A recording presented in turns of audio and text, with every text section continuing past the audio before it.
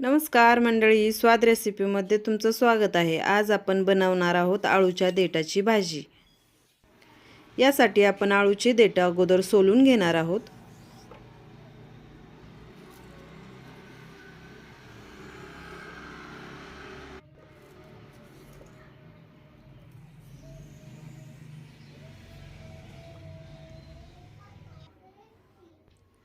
देठ सोलून झाली की कट करून घेऊयात। आळूच्या देठाची भाजी खाल्ली की घशाला खाज सुटते, त्यामुळे बरेच जण ही भाजी बनवण्याचे किंवा खाण्याचे टाळतात।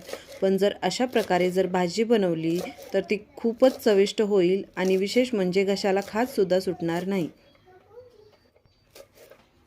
आळूची देठ कट करून झाली की भांड्यामध्ये तेल घेऊयात।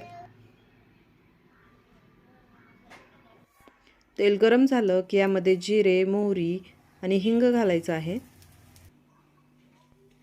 हळद आणि कट करून घेतलेली देठे घालायची आहेत। लाल तिखट, मीठ आणि चिंचेचा कोळ घालायचा आहे।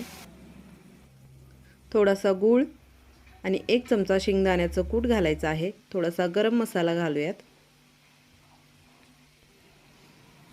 खिसून घेतलेलं ओलं खोबरं घालूयात। कोथिंबीर घालायची आहे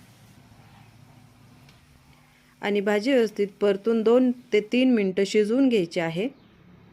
अशा प्रकारे एकदम चविष्ट आंबट गोड आळूच्या देठाची भाजी तयार झालेली आहे। रेसिपी आवडली असेल तर चॅनलला सबस्क्राइब करा, व्हिडिओला लाईक आणि शेअर करा।